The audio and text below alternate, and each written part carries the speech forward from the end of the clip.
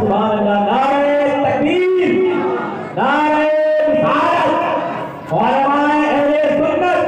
عظمت مصطفیٰ قائم کریں، مسلک اعلیٰ حضرت، نعرہ تکبیر،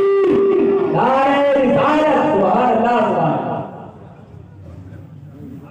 بے شک سبحان اللہ۔ تو ہمارا یہ عقیدہ ہے کہ حضرت ابو بکر صدیق تمام انسانوں میں بعد انبیاء سب سے افضل ہیں۔ آج خوش گوئیے ایک گانا گاتے ہیں، دمادم مست قدم پر علی کا پہلا نمبر، اے پیارو اے خوش عقیدہ سنی مسلمانوں، یہ سنیوں کا نعرہ نہیں ہے، یہ صحابہ کا نعرہ نہیں، تابعین کا نعرہ نہیں، تبع تابعین کا نعرہ نہیں، یہ بزرگوں کا نعرہ نہیں ہے، بلکہ یہ دشمن صحابہ کا نعرہ ہے، دشمن بزرگان دین کا نعرہ ہے، یہ سنیوں کے عقیدے کے خلاف نعرہ ہے۔ سنیوں کا نعرہ کیا ہے؟ سنیوں کا نعرہ یہ ہے، تمام مست قدم ابو بکر کا پہلا نمبر، بے شک سبحان تمام مست قدم ابو بکر کا،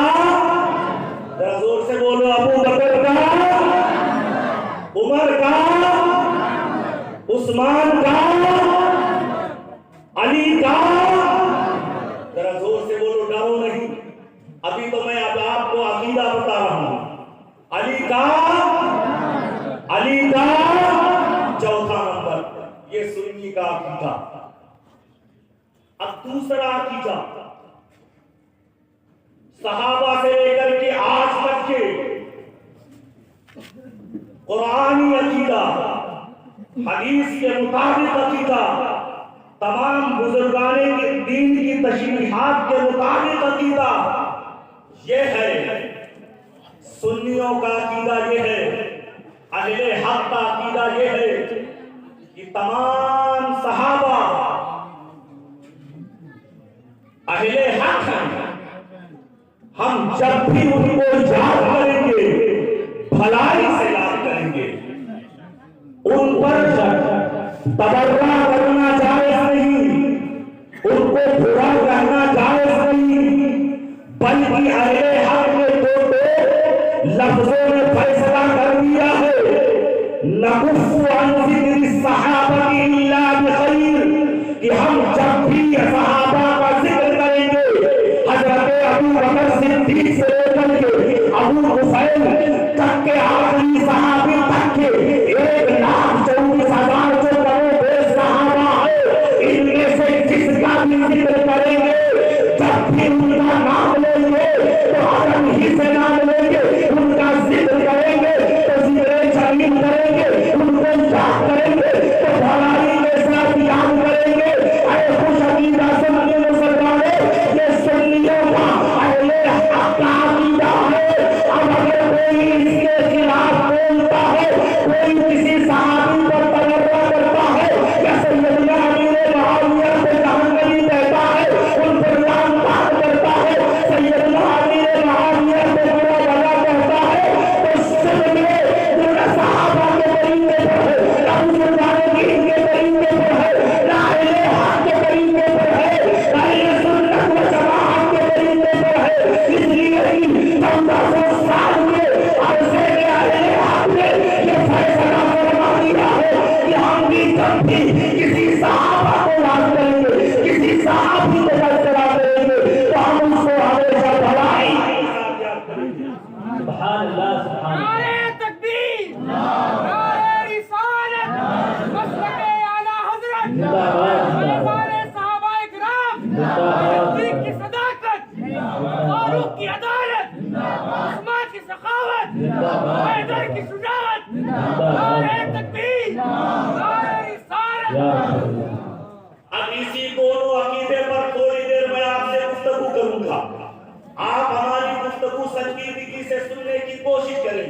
انشاءاللہ آپ اس پیغام حق سے حق پیغام لے کے جائیں گے۔ مصطفیٰ جان رحمت کی عظمتیں لے کر کے جائیں گے، عظمت صحابہ کرام لے کر کے جائیں گے۔ ذرا توجہ سے ہماری بات کو سنیے گا، ذرا آؤ دیکھو، حسنین کریمین ہے، مولاؤں کا امام ہے، اہل بیت اطہار ہے، یہ ہمارے سروں کا تاج ہے، یہ ہمارے دل کا، ہمارے دل پہ راج کرتے ہیں۔ ان کی محبت روح ایمان ہے، ان کی محبت جان ایمان ہے۔ ہم نے ان علماء سے پوچھا آخر یہ بتاؤ حسنین کی محبت جان ایمان کیوں ہے، علی کی محبت جان ایمان کیوں ہے، اہل بیت اطہار کی محبت جان ایمان، اصل ایمان، روح ایمان کیوں ہے؟ تو انہوں نے کہا حسنین کو نبی سے نسبت حاصل ہے، علی کو نبی سے نسبت حاصل ہے، اہل بیت اطہار کو مصطفیٰ جان رحمت سے نسبت حاصل ہے، اس لیے وہ حسنین ہے، وہ حسنین ہے، وہ علی ہمارے دلوں میں راج کرتے ہیں، ان کی محبت جان ایمان ہے۔ میں نے کہا بات حل ہو گئی، اہل بیت اطہار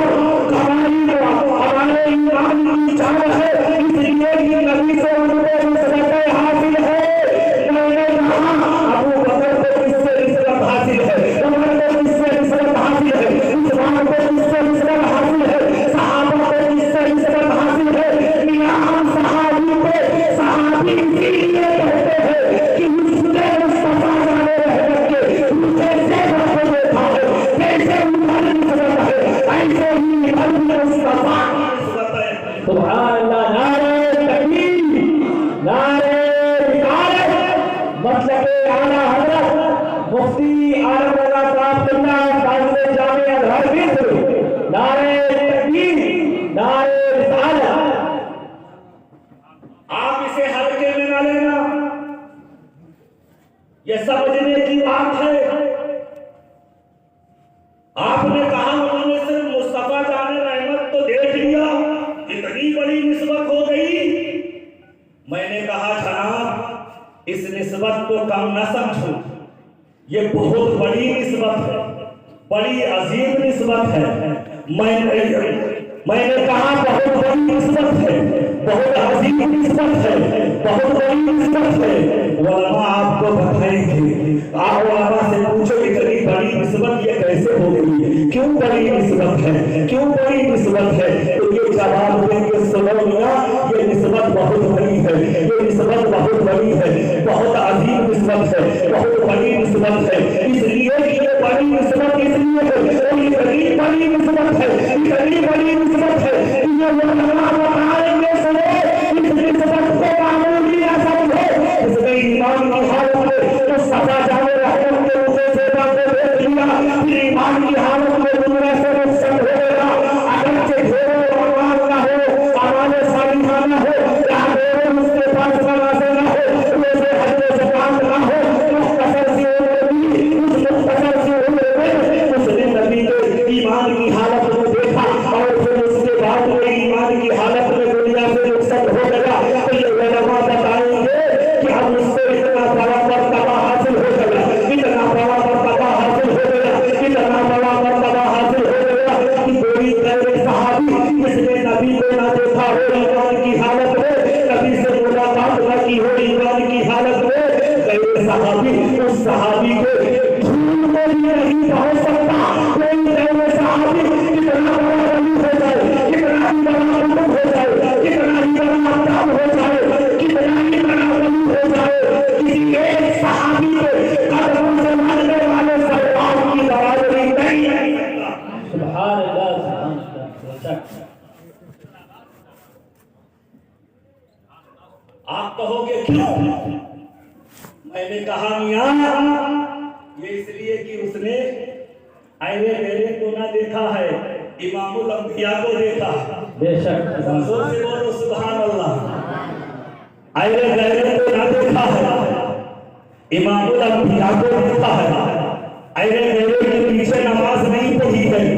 امام الانبیاء کے پیچھے نماز پڑھی ہے۔ ایوے غیرت کو نہ دیکھا ہے، امام الانبیاء کے چہرے کو دیکھا ہے۔ اب جو لوگ کسی صحابی پر انگلی اٹھاتے ہیں،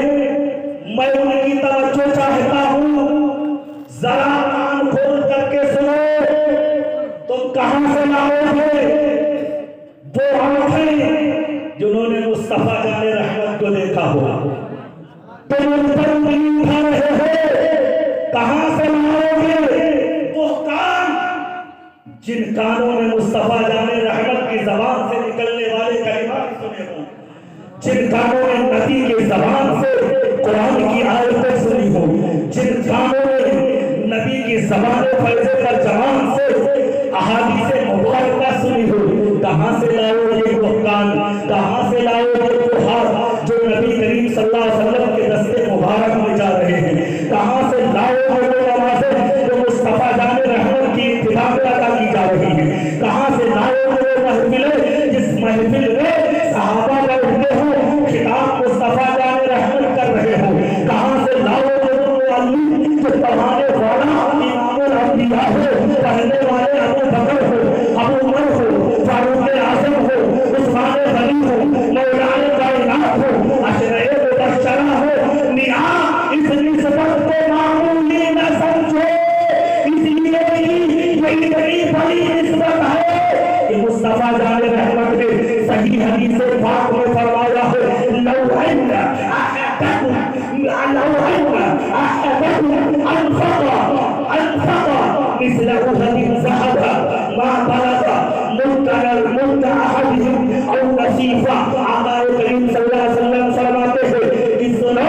یہ مصطفیٰ جان رحمت کو زیارت کر لیتے ہیں ان کو اللہ اتنا بڑا مقام عطا فرما دیتا ہے۔ صحیح حدیث پاک میں ہے آقا کریم فرماتے ہیں جو میرا صحابی ہو گیا، میرا غلام ہو گیا، اب اس کی اگر کوئی برابری کرنا چاہے میرے صحابی تو برابری نہیں کر سکتا، اس لیے اللہ نے ان کو یہ مقام عطا فرما دیا ہے کہ اگر کوئی ایک انگلی ہو اللہ کی راہ میں خرچات کر دے تو کوئی سوہر بہار کے برابر اگر سونا خرچ کرے تو میرے کسی صحابی کے ایک انگلی جو جہاں انگلی جو خرچ کرنے کی برابری نہیں کر سکتا۔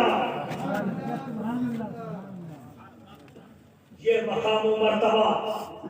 کہاں سے حاصل ہوا؟ مصطفیٰ جان رحمت کے رخ زیبا کو دیکھ کر کے، مصطفیٰ جان رحمت کے رخ زیبا اور ان کے جمال کو دیکھ کر کے یہ مقام و مرتبہ حاصل ہوا۔ اب جب یہ مقام و مرتبہ حاصل ہو گیا میاں تو کیا وہ توجہ سے وہ شخص جس نے یا جسے دیکھ کر کے کھانا نصیب نہ ہو، وہ شخص جس کو ہم دیکھنا گوارا نہ کریں، جس نے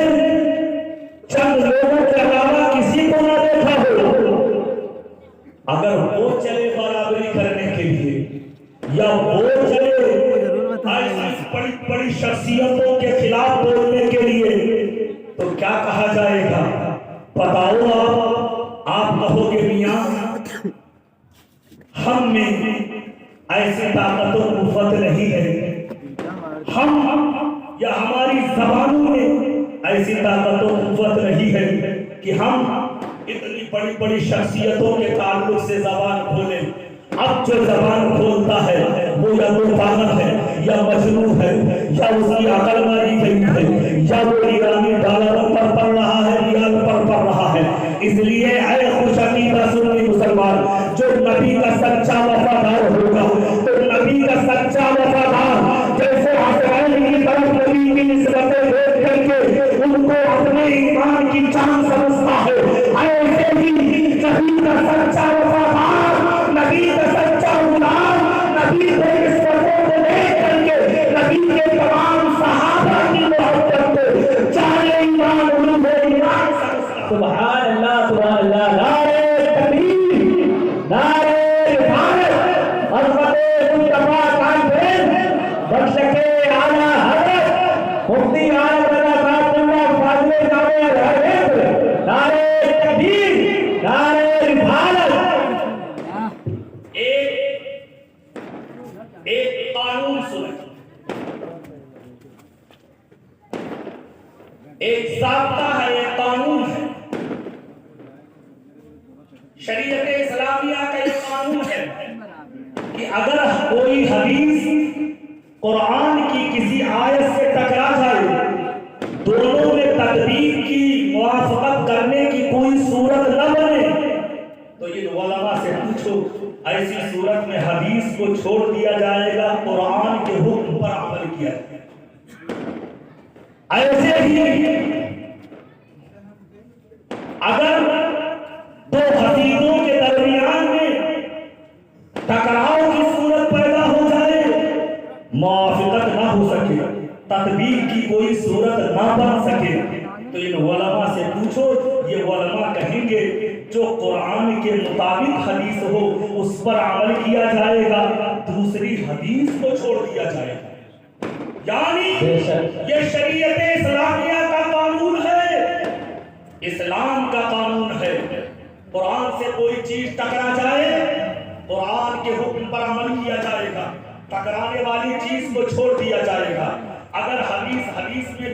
ٹکراؤ ہو جائے تو جو قرآن کے مطابق حدیث ہو اس کو قبول کیا جائے گا، دوسری حدیث کو چھوڑ دیا جائے گا۔ اب میں آپ کی توجہ چاہتا ہوں، جب قرآن ٹکرا جائے تو ایسی صورت میں اگر تطبیق کی صورت نہ ہو گیا، قرآن و حدیث ٹکرا جائے، تطبیق کی صورت نہ ہو گیا تو حدیث کو چھوڑ دیتے ہو، قرآن کو مانتے ہو۔ ایسے ہی دو حدیثوں کے درمیان ٹکراؤ ہو جائے تو آپ کیا کرتے ہو؟ وہ حدیث لے لیتے ہو جو قرآنی حکم کے مطابق ہو اور دوسری حدیث کو آپ چھوڑ دیتے ہو، اس کو لائق عمل نہیں سمجھتے۔ میں آپ کی توجہ چاہتا ہوں، ایک طرف قرآن مقدس ہے، دوسری طرف نبی کی لاکھوں حدیثیں ہیں۔ اب قرآن کی 6666 آیتوں کے مقابلے میں قرآن نبی کے لاکھوں حدیث کے مقابلے میں اگر تاریخ کی کوئی کتاب آ رہی ہو، تاریخ کا کوئی واقعہ آ رہا ہو، تاریخ کی کوئی بات آ رہی ہو، تو میاں آپ بتاؤ کیا قرآن کے مقابلے میں ہم تاریخ کی کوئی کتاب قبول کریں گے، تاریخ کے کسی واقعے کو قبول کریں گے؟ حدیث کے مقابلے میں کیا ہم تاریخ کو مانیں گے؟ کوئی بھی عقل مند انسان اس بات کو قبول نہیں کرے گا، اس لیے کہ قرآن وہ کتاب ہے جو متواتراً ہم تک پہنچی ہے، اس کے کسی آیت میں شک و شبہ نہیں ہے۔ حدیث وہ ہے جس کو محدثین نے بڑے احتیاط کے ساتھ جمع کیا ہے، راویوں کی چھان بین کی ہے، ان کو دیکھا ہے، ان کو پڑھا ہے، اگر ذرا سی بھی کمی دیکھی ہے تو ان کی حدیث قبول نہیں کی ہے، ان کی حدیث کو نہیں لکھا ہے، دوسری حدیث لے لیا ہے، دوسرے سے حدیث قبول کر لیا ہے۔ اتنا احتیاط کرتا ہے، اتنا احتیاط کرتا۔ ایک احتیاطی مثال سن لو، ایک بہت بڑے محدث ہے، ہزاروں میل کا سفر کر کے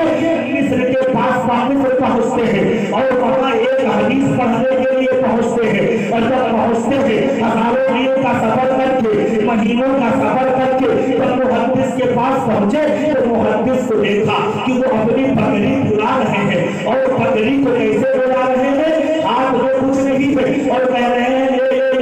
یعنی بکری کو اپنی طرف بلا رہے ہیں۔ اب جانے والا عراق سے جا رہا ہے، وہ حدیث پڑھنے کے لیے جا رہا تھا، حدیث لینے کے لیے جا رہا تھا، لیکن دیکھا کہ وہ محدث صاحب ہاتھ میں کچھ نہیں ہے، بکری کو بلا رہے ہیں۔ یہ عادت ہوتی ہے، یہ ہمارا معاشرہ ہے، اس زمانے میں بھی رہا ہوگا، اس طرح لوگ جانوروں کو اپنی طرف بلایا کرتے ہیں، لیکن انہوں نے دیکھا کہ جو ایک جانور کو دھوکہ دے سکتا ہے وہ حدیث میں بھی دھوکہ دے سکتا ہے۔ ہم ان سے حدیث نہیں لیں گے۔ ہزاروں میل کا سفر، مہینوں کا سفر، مہینوں کی مشقتیں برداشت کرتے ہیں، لیکن دیکھا بظاہر ان کو دھوکہ لگا، وہ واپس چلے آتے ہیں، حدیث نہیں لیتے ہیں۔ اس طرح جا کر کے نبی کی لاکھوں حدیثیں محدثین نے جمع کی ہیں۔ امام بخاری نے ایسے ہی حدیث نہیں جمع کی ہے، بلکہ وہ حدیث جب جمع کرتا ایک حدیث لکھنا ہوتا تھا تو وہ وضو کرتے تھے، پہلے غسل کرتے تھے، پھر وضو کرتے تھے، پھر 2 رکعت نماز پڑھتے تھے، پھر مصطفیٰ جان رحمت کی بارگاہ میں استغاثہ کرتے تھے، اور جب نبی کریم صلی اللہ علیہ وسلم کی جانب سے اشارہ مل جاتا تھا کہ یہ حدیث صحیح ہے، اس بات میں درج کر دو، اب امام بخاری حدیث کو درج کیا کرتے۔ سبحان اللہ، بے شک نعرہ تکبیر، نعرہ رسالت، عظمت